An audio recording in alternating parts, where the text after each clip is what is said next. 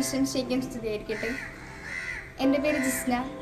ആദ്യമായി എല്ലാവർക്കും കർമ്മല മാതാവിൻ്റെ ഓർമ്മ തിരുനാളിൻ്റെ എല്ലാ ആശംസകളും നേരുന്നു. നമുക്ക് കർമ്മല മാതാവിനെ കുറിച്ച് കൂടുതൽ മനസ്സിലാക്കാം. 15-ാം നൂറ്റാണ്ട് മുതൽ കർമ്മല മാതാവിനോടുള്ള ജനകീയ ഭക്തി കൂടി വന്നിരുന്നു. ഇതിൽ ഉത്തരീയം ഒരു ഘടകമായിരുന്നു.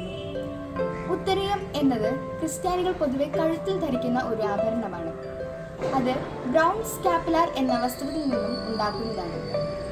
വിശുദ്ധനായ സൈമൺ സ്റ്റോക്ക് എന്ന കർമ്മലീത്ത സഭാംഗത്തിന് പരിശുദ്ധ കന്യകാമറിയം ഉത്തരീയം നൽകിയതായി പറയപ്പെടുന്നു.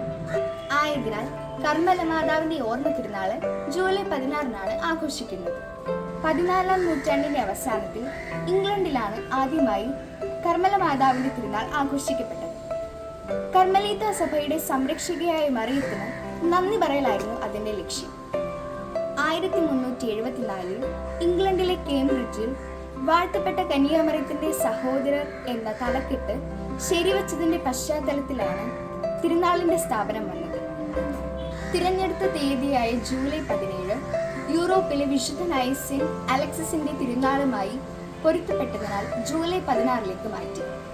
ജൂലൈ 16 കത്തോലിക്ക സഭയിലുടനീളം കർമ്മല മാതാവിന്റെ തിരുനാളായി തുടരുന്നു.